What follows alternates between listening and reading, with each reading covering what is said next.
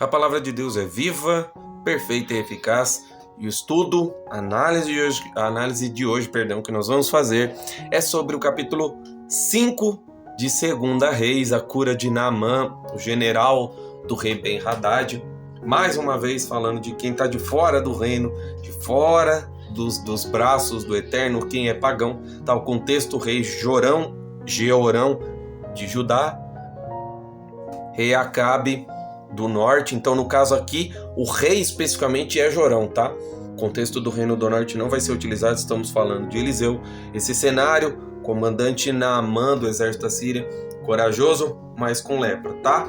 Passagem, para a gente situar, é o capítulo inteiro, o 5, eu não vou ler passagem porque é a cura de Naamã, tá? Para a gente não perder tempo, mas fazendo basicamente um resumo aqui, para a gente iniciar. Naamã, comandante do exército do rei da Síria, homem prestigiado, valente, mas que acaba pegando lepra.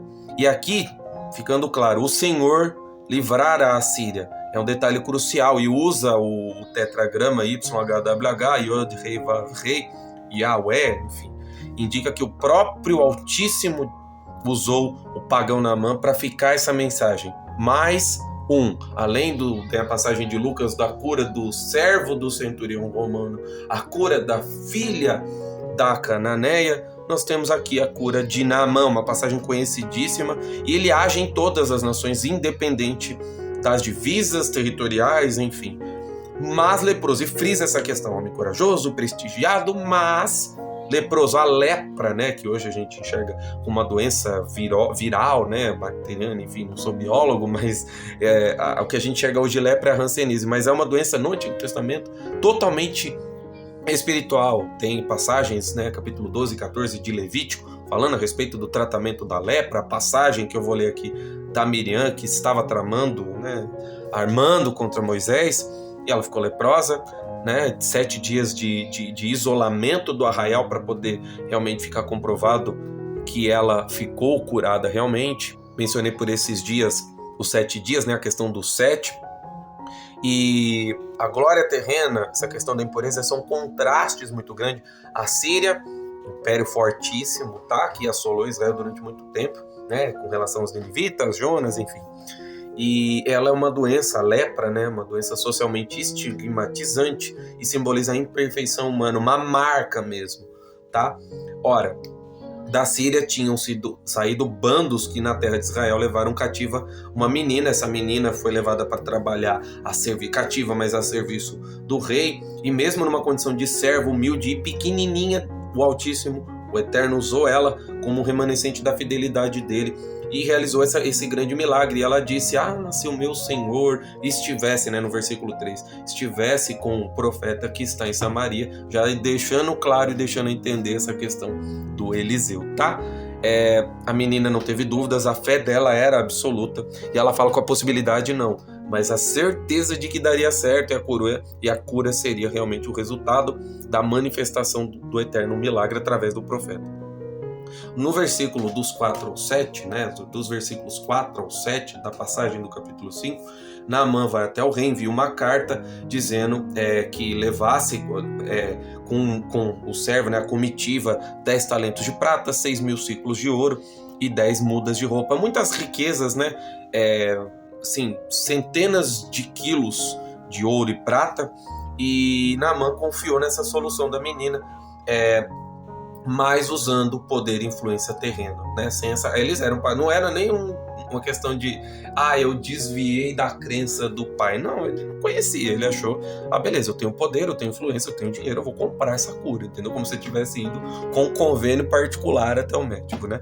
Ele acredita que pode ser comprado, como eu acabei de falar, através de conexões políticas, enfim, tudo que o império já tinha assolado o reino do norte. E foi levada ao rei uma carta, e essa carta, quando chegou, né, estava escrito no versículo 6, quando esta carta que dizia, quando chegar aí meu servo Naamã, para que cures da lepra, né? A ordem era para ser feita pelo rei Jorão. E no 7, o rei Leno: porventura sou Deus para matar e vivificar, para que este me envie homem a fim de que eu cure? Então ele rasgou as roupas em sinal de luto, falou: agora deu tudo errado, acabou. Eu não tô conseguindo, eles estão lá no norte, eu tô conseguindo me manter longe. Tô no fim, tô lascado. E o rei de Israel, Jorão, como eu falei, revela essa impotência, a falta de fé, para você ver o grau de impotência do homem, rei do reino de Deus na terra, no caso a terra escolhida, e ele se sentindo fraco e impotente, tá? O encontro com o profeta, né, no caso Naamã, nessa parte, né, Naamã com Eliseu, dos versos 8 ao 12. No verso 8, ouvindo, porém, Eliseu, o homem de Deus, que o rei de Israel rasgara as suas roupas, ele foi lá e conversou. Por que você está fazendo isso? Por que você está rasgando suas roupas, né? E ele falou, tudo bem, eu vou resolver. Fala para ele vir a mim que ele vai saber que há profeta em Israel. Ou seja, ele deixou claro e evidente, ó, tem Deus aqui. E é através de mim que eu vou resolver o problema. É óbvio que tem as questões corriqueiras, tem as questões do dia a dia, mas aqui ele está deixando claro que ele vai resolver o problema, porque o rei não foi capaz, né? Porque quem resolve é Deus. Mas ele já ficou amedrontado, ele nem orou, não pediu solução, os profetas eram muito desprestigiados, falavam coisas, falavam a verdade, incomodava, né? Versos 9 e 10, assim Naamã foi com seus cavalos, carros e parou à porta da casa de Eliseu, ou seja, já sendo claro, ó, cheguei, minha comitiva, eu sou importante, vem aqui. E aí, Eliseu, já sentindo a imponência, a arrogância, o orgulho, ele enviou uma mensagem através de um mensageiro, ou seja, nem mencionou se é assistente de profeta, se é auxiliar, se é aprendiz, enfim, um mensageiro qualquer. Vai e fala para ele se lavar 7 vezes no Jordão. Mais ou menos desse jeito, que ele vai ficar curado, purificado e pronto, acabou. E a Naamã se sentiu humilhado, achou que ia ter tratamento especial, porque eu sou general, não sei das quantas, porque não sabe com quem tá falando comigo, enfim. E essa instrução foi simples e direcionada justamente no foco da arrogância de Naamã, pagão, né? Então ele não era um ritual grandioso, até porque o foco era ao Altíssimo curar. Então, nesse caso específico, o profeta só deu a ordem de algo que já estava decretado, né? Ele queria milagre através de Naamã, mas obviamente que teria todo um processo de quebra desse orgulho e sem rituais grandiosos, mas simplesmente uma obediência humilde. A cura não era obtida, né, através de méritos e compras, enfim, influência. Mas no verso 11 e 12 também diz, porém Naamã se indignou, obviamente, se indignou, porque ele achou, certamente, sairia a mim, se colocaria de pé, e eu invocaria o nome do Altíssimo, enfim, uma pataquada sem fim, arrogante, intransigente, e achou que assim o livraria da lepra, quando na verdade não. E ele deixando claro, ele é tão problemático, esse rei, tão arrogante, esse general, perdão, que ele falou, mas os rios de lá podiam fazer isso, eu podia me banhar em qualquer rio, o Abana, o Farfar lá em Damasco, qualquer rio lá eu podia fazer, não é melhor que Aí ele já, ó a arrogância, os rios Abana e Farfar não são melhores do que os rios daqui? E o que ele foi fazer lá? Se os rios são bons, se os rios estão bons, faz o seguinte, vai lá e se banha. E aí ele foi embora, revoltado, orgulhoso, e essa ira dele fez com que ele fosse embora, mas humildemente um servo, né, foi e falou até ele do próprio Naamã, né, e disse, meu pai, meu servo, Abba, tá escrito Abba em hebraico na Bíblia, mas aqui tá como se fosse meu rei, meu Altíssimo, se fosse algo mais grandioso você não faria, isso é simples, vai lá, fica purificado, é algo simples, 7 vezes. E essa mais uma atitude de alguém aos olhos humanos que é pequeno, que teve uma atitude protuberante, precisa, ou seja, o Altíssimo já guiando ele, que ele estava desviando do caminho, agora sim ele se desviou e escolheu arbitrariamente. Fica aqui a mensagem, a escolha arbitrária de se afastar da presença, como fez Adão e Eva, e eu falo Adão e Eva, porque Eva foi conduzida ao erro primeiro, mas Adão podia ter intercedido e não o fez, por escolha quis juntar-se com Eva para pecar. Como Davi se afastou da presença e ficou doente fisicamente. Então essa questão da presença, Naamã já esteve à presença, próximo. Ele estava no caminho, chegou lá e quis retornar, voltou para trás. E um servo pequeno, mais uma pequeneza, veio e aí, seguindo o que a criança falou, o servo falou, e conforme o que o homem de Deus fez, a cura foi feita, né? Naamã reconsiderou e ele foi, né? Então desceu ele e mergulhou 7 vezes no Jordão, no verso 14, conforme a palavra do homem de Deus, e sua carne foi restaurada como a carne de uma criança e ficou purificado. Aqui a mensagem é o seguinte: ele era do mundo, pagão, desviado, gentil, e ele mergulhou no Jordão, foi batizado. Então essa questão toda é o batismo, o próprio batismo, a crença cristã do batismo, da purificação. Aqui tem a lepra, a mancha do pecado, do paganismo. Ele voltou como criança, ele nasceu de novo. Foi um novo nascimento. Então isso aqui é a representação no Antigo Testamento, através do que o homem de Deus ordenou. Ele quebrou o orgulho, ele se humilhou e ele nasceu de novo. A cura é total e perfeita a partir da graça de Deus, mas de um gesto que ele quis. Ele aceitou isso, tá? E é uma imagem da salvação através da graça, que ela alcança qualquer nação, qualquer um. Viúva de Sarepta ontem, hoje domingo, o vídeo a respeito da cura de Naamã. Então isso é a declaração de fé.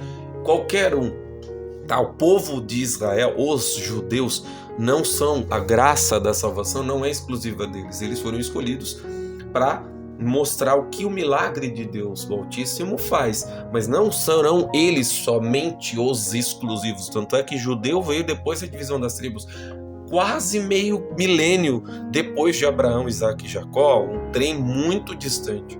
Tá? Verso 15, então voltou ele e toda a sua comitiva ao homem de Deus, e chegando pôs-se diante dele e disse: agora sei que em toda a terra não há Deus senão em Israel. Agora, pois, peço-te, recebe um presente do teu servo. Aqui ele está deixando claro que para ele as riquezas não tinham valor. As mesmas riquezas que ele trouxe para comprar a cura, como se fosse ir ao médico pagar uma consulta, não. Aqui foi ele deixando claro: ó, eu quero agradecer, eu quero distribuir essa riqueza, essa felicidade. A bênção é o que eu falei ontem a respeito da bênção, que ela é transbordante, calcada, recalcada, enfim, que você vai ser abençoado tanto que vai transbordar. Você quer transbordar essa bênção para os outros. Dar é muito mais prazeroso que receber. Nos versos 16 e 19, o Eliseu disse: vive o Senhor em cuja presença estou, que nada tomarei. Ele deixando claro que enquanto eu estiver na presença, isso eu não quero.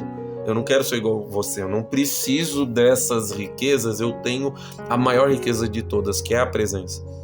Bom, eu agradeço, mas eu não quero. E Naamã insistiu, falando para pelo menos levar, pelo menos em nome dessa terra, né, que você está pisando, que é o Deus Altíssimo, leva pelo menos 2 mulas, um jumentinho, pelo amor de Deus, alguma coisa, e como holocausto, enfim. E ele falou: não vou. Ele jurou pelo nome do Altíssimo. É uma coisa que isso é para deixar bem claro que ele vai morrer se ele pegar, e você já vai entender o que eu falo de morrer caso ele insista. E ele falou que a entrega, o que de fato fez o Eliseu se render à conversão de Naamã, foi mais adiante, quando ele fala que não servirá mais a outros deuses, que ele tem procedimentos a serem feitos dentro do templo, né, que no templo de Rimon, que é o deus assírio, o deus sírio no norte, a Síria não, beleza? Ontem eu devo ter falado Síria, mas Síria, a Síria, Nínive. Falei errado, peço perdão. Eu falei mesmo no começo do vídeo, agora eu tô lembrando, tá? Então é Síria, norte, certo? Então, quando os dois se ajoelhavam, o rei Ben-Hadad, ele ajoelharia junto e seguraria no braço. Então o Naamã teria que se ajoelhar para seguir os procedimentos. A recusa de Eliseu, o profeta recusa o presente, deixando claro que a cura, a graça é do Altíssimo, não é algo negociável. A nova fé, né, ficou a partir de toda essa ação de coisas que ele queria negociar. Agora ele acredita que o dom do Altíssimo não é negociável. E o Shalom, está até escrito na tradução que eu li no original, é o vai em paz, ou seja, eu estou deixando claro que o Altíssimo aceitou o seu coração, a sua intenção. Você tem procedimentos, você tem o seu cargo, você tem a sua trajetória, mas você não vai se corromper, porque o que está dentro de você agora, você nasceu de novo, você está puro. Isso é muito interessante. Até ele usou o território sagrado para deixar claro que ele foi o próprio milagre. A conversão dele se deu através dele mesmo, e foi através da lepra, enfim. E para encerrar, tem aqui a passagem do servo Geazi, que é do verso 20 ao 27, no finzinho do capítulo, em que Geazi ele se espanta com a cura de um gentil, a graça, enfim, aquela velha ideia de alguns judeus mais extremistas na descrença do Cristo, na descrença messiânica, a descrença de que só o povo judeu que vai ser salvo, esse absurdo do que Paulo fez. Então tudo isso gerou um desconforto. Geazi é a representação desse extremo, né? Mostra que Geazi, até se a gente ler lá no finalzinho, Geazi ele fica triste com a generosidade da graça de Deus, e Geazi vai atrás dos servos, né, da comitiva. E Naamã já tinha ido embora. O Geazi, ele é servo de Eliseu, ou seja, a presença de Deus, né? Gravem isso, que depois no finalzinho vocês vão entender a questão que eu estou frisando, muita presença de Deus. Ele estava protestando, ó. Ele protestou. Vou ler o verso 20. Olha o grau de problema que o Geazi estava enfrentando. Quando Naamã já estava a certa distância, bem longe, Geazi, servo de Eliseu, o homem de Deus, protestou. O meu senhor poupou este sírio Naamã, negando-se a aceitar dele alguma gratificação de tudo o que trazia. Tão certo como vive o Senhor, irei atrás dele e receberei dele alguma recompensa. Essa riqueza foi motivo do orgulho, a representação física do orgulho de Naamã. A representação física do porquê que Naamã estava ali. E ele quis esse dinheiro. Gravem isso. E aí a palavra frisa, Geazi, servo de Eliseu, o homem de Deus, e ele protestou contra, como se estivesse contendendo contra o próprio Deus. Maravilha. Em seguida partiu Geazi, no verso 21, às pressas, com o objetivo de alcançar Naamã, e ele, percebendo a aproximação, parou a carruagem, a comitiva, e desceu para encontrá-lo. Ou seja, você já vê aí que Naamã, sendo general, parou e perguntou, está tudo bem? Ou seja, mostrou de fato a conversão, os contrastes. Geazi, conhecedor da palavra, servo de Eliseu, porção dobrada de Elias. Ele foi atrás do Naamã, se converteu, certo? Ao que Geazi respondeu, não, tá tudo bem, sem problemas, mas meu senhor enviou-me. Olha, começou a mentira aí. Eliseu não mandou ninguém. Enviou-me para informar-te que 2 jovens irmãos, discípulos dos profetas, mentira, acabaram de chegar, vindos dos montes de Efraim. Portanto, rogo-te deles um talento. Olha quanta grana ele quis. 35 quilos de prata e 2 vestes de gala, não satisfeito com a prata. Diante de tudo isso, ele, convertido, né, o Naamã, entregou 2. Beleza, são 70 quilos de prata em 2 sacolas, com 2 mudas de roupa. Entregou tudo a 2 servos, ou seja, ainda foi uma comitiva para pegar o dinheiro. E transportou as sacolas. Os servos, com eles não vai acontecer nada. Olha o que vai acontecer com Geazi. Verso 24. Assim que Geazi chegou à colina onde Eliseu morava, tomou as sacolas das mãos dos servos de Naamã e as guardou em casa. Ordenou que os servos retornassem e eles partiram. Ou seja, não deu um micrograminha de prata. Ele ficou com tudo, ainda é avarento. E unha de fome também. Em seguida entrou e apresentou seu senhor Eliseu, e este lhe indagou, de onde vens, Geazi? Ao que ele replicou, teu servo não foi a parte alguma. Segunda mentira, ainda mentindo agora não satisfeito em mentir para o Naamã, ele mentiu para o Eliseu. No entanto, o profeta Eliseu replicou e afirmou, porventura não fui contigo em espírito quando aquele homem voltou do seu carro ao teu encontro? Ou seja, quem contou para Eliseu? Olha o problema. Certamente este não era o momento para receberes prata e roupa, tampouco para cobiçares olivais, vinhas, ovelhas, bois, servos e servas. Já deixando claro que, além de mentir para o profeta falando que não foi a parte alguma, ele foi atrás de riqueza para já planejando com 70 quilos de prata comprar tudo isso aí. E aí o decreto, por este motivo, a enfermidade que assolava a pele de Naamã atingirá a tua pessoa e todos os teus descendentes para sempre. E assim Geazi saiu da presença de Eliseu já leproso, e seu corpo parecia coberto de neve, estava absurdamente leproso.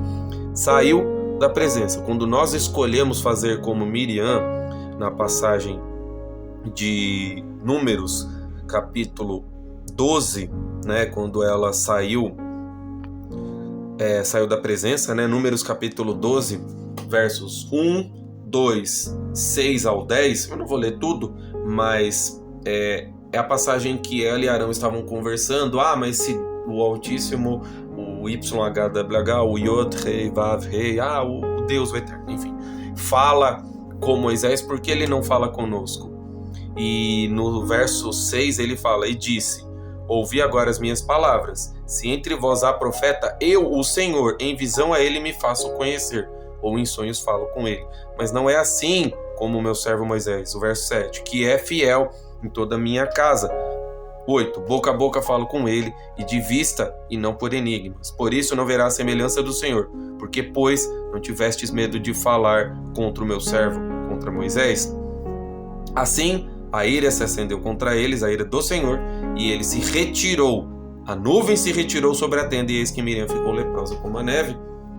E olhou para Arão, e olhou Arão para Miriam, e eis que era leprosa. Ou seja, ele percebeu que deu ruim mesmo a lepra tendo sido atacada só para Miriam. Os 3 eram irmãos, né? Moisés, Miriam e Arão. Então fica aqui o registro desse estudo que a gente fez sobre o capítulo 5. Tomar cuidado para não sair da presença, porque Adão e Eva saíram da presença e foram expulsos do paraíso. A terra foi amaldiçoada por causa da escolha de Adão.